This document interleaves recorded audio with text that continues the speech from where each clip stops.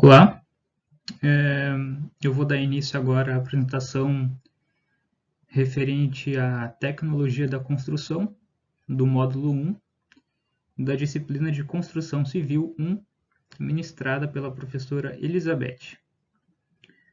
Bom, os integrantes do grupo são eu, Fabiano, o João e o Josué. Eu vou começar o tema da nossa apresentação falando a respeito dos CAIs. Bom, primeiramente, o que é um CAIS? A definição é que é uma estrutura, e geralmente é uma plataforma fixa em estacas, ou região à beira d'água, na borda de um porto, onde os barcos podem atracar ou aportar para carregar e descarregar passageiros. Um cais, ele também é um nível mais alto, ele pode ser considerado como um nível mais alto, né? Ou calçada, geralmente recoberto por pedras ao longo de um rio ou de um canal. O processo construtivo do cais, ele se inicia na obtenção de licenças com os órgãos responsáveis, né? Seja da parte ambiental, para a liberação da construção, marinha, iate, e pela parte da engenharia tem o órgão responsável, que é o CREA, e também vem a aprovação da licença junto com a prefeitura do município onde vai ser construído o cais. Em seguida, são feitos os projetos, dependendo da sua finalidade, o projeto arquitetônico, o projeto estrutural, onde apresentam todos os cálculos estruturais das forçantes que vão atuar nessa obra, né, nessa construção. Em seguida vem a elaboração dos memoriais descritivos, que são os documentos responsáveis pelo detalhamento, né, da parte da execução da obra, onde vai estar detalhado todos os procedimentos a serem executados e os seus devidos cuidados na hora da execução para que ocorra tudo certo. Também são feitos os orçamentos, onde vai estar listado todos os materiais a serem utilizados na obra, insumos, serviços, junto com os seus custos de mercado. Em seguida é feita a compatibilização dos projetos referentes à engenharia, né, da área da engenharia, como eu falei antes, a compatibilização dos projetos de arquitetura, do projeto estrutural, do projeto elétrico, do projeto de incêndio, em alguns casos até projeto de estruturas metálicas, de estruturas, projetos referentes à parte mecânica, etc.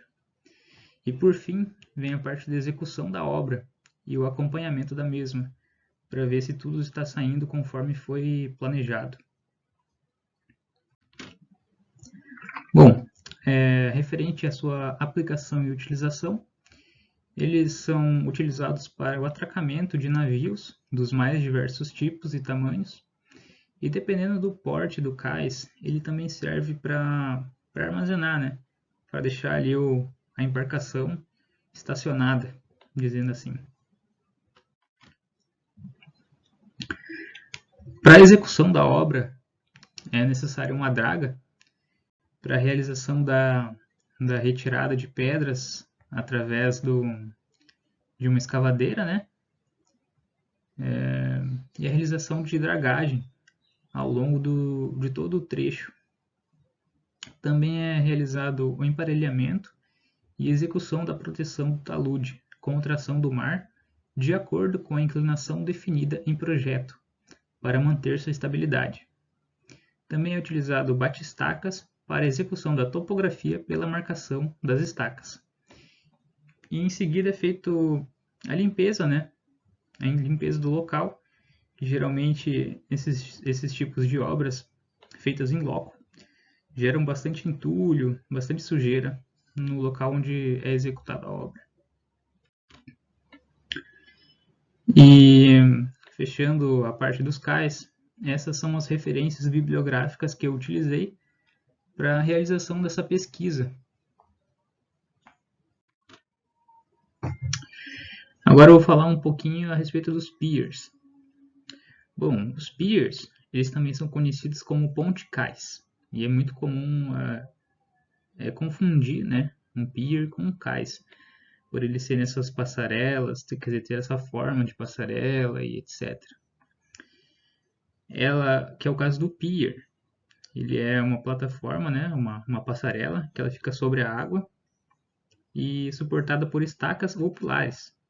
Aí a escolha da fundação vai depender das ações, né, da maré, ações das ondas, das forçantes que atuam em determinado local, no determinado local da obra. São estruturas mais leves, né, que permitem que marés e correntes fluam quase desimpedidas, enquanto as mais sólidas fundações de um cais ou as pouco espaçadas estacas de um desembarcadouro podem atuar como um quebra-mar, e são, consequentemente, mais suscetíveis ao silt. Também é importante mencionar que o pier pode ser fixo ou flutuante, ou seja, ele pode ser de estacas, quer dizer, ele pode ter uma fundação, né? Ou ele pode ser só atracado à beira-mar. O processo construtivo, primeiramente, é feita uma viabilização junto aos órgãos competentes, a contratação de uma empresa especialista no setor náutico, realização dos projetos, compatibilização dos mesmos, e dependendo da funcionalidade do pier, a elaboração de orçamentos e estabelecimento de prazos.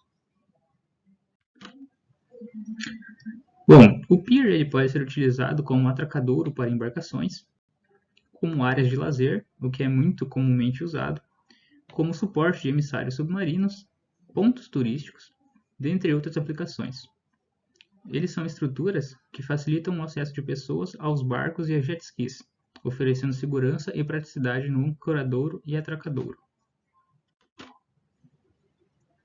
Para a confecção no pier, é bom a gente lembrar que existe o pier fixo, como foi mencionado já antes, e o pier móvel. Para a confecção do pier fixo, são necessários modelos estruturais como os vigas, pilares, estacas, lajes. Normalmente são utilizadas peças pré-moldadas ou pré-fabricadas para facilitar a execução, reduzir a concretagem no local e as formas, eliminando os escoramentos. Em alguns casos, são utilizados modelos de quebra-mar para amenizar a ação das forçantes, das ondas e correntes durante a fase construtiva. Essas são as referências que eu utilizei para fazer a pesquisa sobre os piers. Agora eu vou falar um pouquinho a respeito dos silos.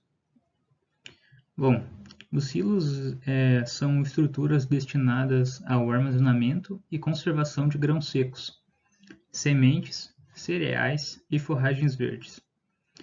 Neles, a produção pode ser depositada em seu estado natural, sem a utilização de sacos ou qualquer outro recipiente para armazená-los. Essas construções têm como objetivo principal a comercialização da colheita, que é executada após a definição da estratégia de comercialização. Essa última é o ponto-chave para obter mais lucratividade, né, do produtor. E é com o armazenamento de boas safras que o produtor consegue atingir esse objetivo. Podemos dizer também que os silos são recursos práticos e necessários, dependendo do momento que o produtor irá vender ou utilizar a colheita. Isso porque ele mantém a qualidade do produto armazenado, e são fáceis de encher e esvaziar. A construção dos silos para grãos exige muitos cálculos estruturais, precisos para garantir a sua resistência e durabilidade. Os mais comuns são os elevados, mas também podem ser subterrâneos. A estrutura precisa ser revestida, o que garante que a umidade não estrague a safra. Caso seja construído em uma encosta, o ideal é que seja de alvenaria. Silos usados para o armazenamento de forragens podem ser cilíndricos ou poligonais. Já os usados para o armazenamento de grãos podem ser em formatos variados. Caso sejam subterrâneos, eles podem ter sua seção circular ou trapezoidal.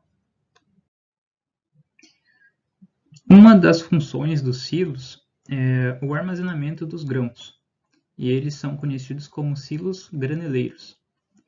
Estes silos mantêm os grãos secos, evitando a sua deteriorização. Outra aplicação é no armazenamento da forragem, que tem como objetivo manter o material vegetal para alimentação animal, baseada na fermentação láctea. E por fim, temos também os silos para armazenamento de biomassa, que serve para manter a biomassa seca, protegendo da chuva e da umidade que o solo pode trazer. Normalmente esse tipo de armazenamento é feito em locais ventilados e de fácil drenagem. E os tipos de materiais utilizados nos silos podem ser construídos a partir de materiais comuns na construção civil, como de alvenaria convencional, alvenaria estrutural, estruturas metálicas e até de madeira. Cada tipo de material deve ser executado com seus devidos cuidados e técnicas construtivas por profissionais específicos de cada área. Essas são as referências que eu utilizei para fazer as pesquisas sobre os silos. E é isso aí. Dando prosseguimento na apresentação, irei abordar agora o tema de armazém. Armazém, por definição, vem do inglês warehouse, e ele é um espaço físico coberto em que é depositada uma grande quantidade de produtos acabados, semi-acabados ou matérias-primas. Esses ambientes são extremamente importantes para o escoamento de mercadorias. Por isso, geralmente contam com uma estrutura organizada para que seja possível fazer a estocagem, conservação, o controle, separação e preparação, onde os produtos são personalizados, acabados, embalados e rotulados, além da expedição. E o processo construtivo se inicia na locação da construção. É feito um estudo do solo para informar o melhor tipo de fundação a ser adotada. Em seguida são feitos os projetos das disciplinas de engenharia, partes arquitetônicas, elétrica, estrutural, hidráulica, combate a incêndio, etc. Para execução, vem sendo muito utilizado materiais pré-fabricados, ou pré-moldados, No que diz respeito às fundações, os elementos mais utilizados são sapatas e estacas. Com relação à aplicação e à utilização do armazém, quando são bem executados, são capazes de receber todos os tipos de produtos, abrangidos pela atividade industrial, regional e também da empresa proprietária. A execução de um controle de qualidade imediato, o controle e o registro de produtos armazenados, a armazenagem correta para cada tipo de mercadoria, preparação de pedidos com destino a outros armazéns regionais, aos clientes ou a ambos, e a expedição rápida dos pedidos são uma das características de sua aplicação e utilização. Com relação aos tipos de materiais utilizados na construção dos armazéns, os mais utilizados nesse tipo de construção são os pré-moldados, que vêm sendo cada vez mais utilizados devido ao tempo de praticidade de execução. Contudo, é necessário um maquinário potente para transportar as peças. São utilizados pilares pré-moldados, vigas de cobertura, vigas de piso, vigas caleira, escadas e, em alguns casos, fundações e paredes pré-fabricadas também. Com relação ao tópico de armazém, abaixo estão as referências bibliográficas pesquisadas. Dando prosseguimento na apresentação, irei abordar o tópico de balança. Balança, por definição, é mais conhecida na indústria como balança rodoviária ou balança para pesagem de caminhão. Já faz parte do dia a dia do agronegócio brasileiro, mas também é um instrumento quase que obrigatório para toda atividade produtiva que recebe e expande matérias-primas ou produtos, uma vez que necessitam realizar o controle por peso dos caminhões. Abordando o processo construtivo da balança, a construção, a execução e o seu fornecimento são de pura responsabilidade da empresa especializada neste ramo, fornecendo a mão de obra qualificada e apresentando memoriais de cálculo de segurança desses equipamentos. A balança rodoviária é um daqueles instrumentos extremamente necessários para o dia a dia da absoluta maioria dos setores produtivos da nossa economia.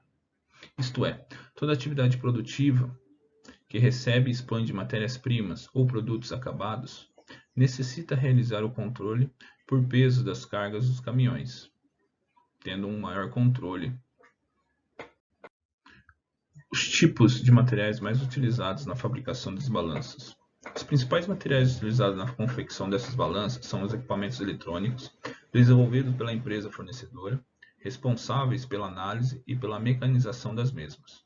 As balanças em si podem ser confeccionadas de concreto, garantindo flexibilidade quanto ao tipo de instalação, sobre o piso com rampa, semi-embutida e embutida. Sobre o tópico balança, abaixo estão as referências bibliográficas pesquisadas. Então, dando continuidade à explicação desse relatório, agora falando sobre moegas, a definição dela, né, seria uma máquina metálica que tem a função, né, de disponibilidade de recebimento de grãos a granel, ou seja, grãos já triturados ou que tem a granulação mais fina, né? Então, a problemática seria aí o desperdício ou o acúmulo, né, o envelhecimento desses grãos, geralmente, né, de fonte alimentícia, e a dificuldade de manutenção, de armazenamento e também de dispersão desses grãos, seja por armazenamento, coleta, né, ou retirada. Então, as moegas têm essa função importante para a indústria. Então, continuando o raciocínio sobre moegas, né, o processo construtivo dele é em partes, até porque tem um tipo de moega mais para recebimento de cargas, onde também as faces interiores aí vão estar numa angulação aí, geralmente em 40 graus, para que não fique nenhum tipo de acúmulo no escoamento do material dito. Ou seja no sistema de recebimento, como o exemplo da imagem anterior, onde existem secções que o grão penetra e é acumulado ou transmitido a um armazenamento. Assim como as moegas de distribuição, que funcionam como um tipo de funil ao longo, né, depois de uma esteira. Geralmente aí a gente consegue visualizar isso num porto ou algum lugar que tenha aí um mercado de grãos, onde essas moegas servem como um dispersor desses grãos a granel ou do material em questão dentro de cargas, caminhões e tal. Então, assim, tem uma aplicação específica do processo construtivo para que não fique acumulado ou retido esses grãos no escoamento. Contextualizando essa aplicação e utilização, né, na atividade industrial, ela é uma espécie de trapiche ou canoura que é facilmente discernível para essa linha de produção industrial, ou seja, a aplicação dela seja para moer, para transformar, para triturar, ou para, como eu comentei, transportar o material, né, para facilitar a dispersão, o armazenamento e todos os processos que envolvem o grão, seja, né, exemplo, o alimento, a escolha, a separação, a triagem, né, assim como os processos de lavagem, de secagem, processos de descascamento, né, dependendo da aplicação. Então, elas são assim mais visíveis dentro dessa indústria, principalmente alimentícia, mas aí indústrias que aqui no Brasil são muito fortes, né? Exemplo, Paranaguá e região do Paraná, que além do mercado de produção, de transporte de grãos, também a gente faz a exportação desses grãos a partir do modelo do porto. Então também exemplo desse relatório, a gente viu sobre silos, né? Que tem um papel importante, as moegas, seja qual for o papel dela, né? Seja o transporte, seja a dispersão, elas podem ser visualizadas em quase qualquer lugar. E é uma coisa bem interessante, bem prática, né? E geralmente feita de metais, pela questão da higiene, né? A questão da limpeza, a falta de dispersão de outros materiais tóxicos ou não. Como eu acabei de falar, né?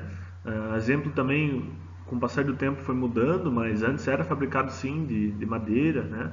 De outros materiais, mas contextualizando os tipos de materiais utilizados, basicamente, pelos motivos que eu já mencionei, seria metal, né?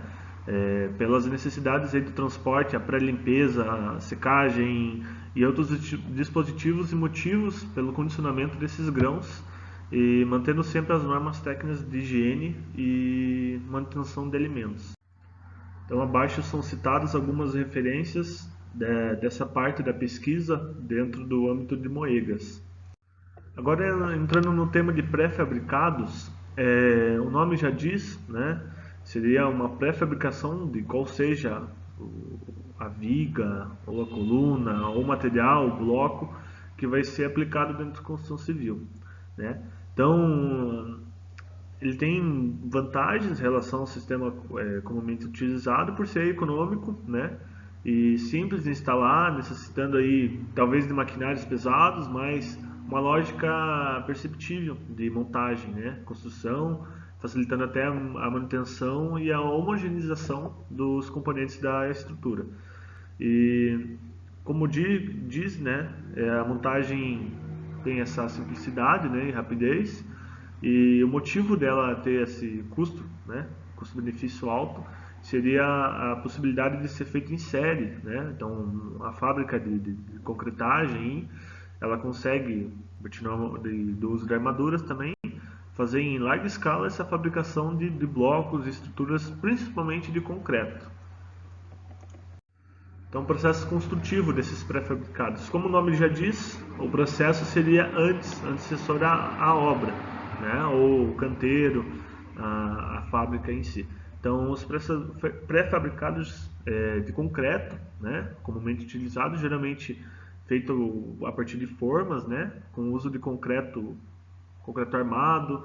Exemplo também o concreto protendido, que tem sido mais fácil de ser feito antes, né?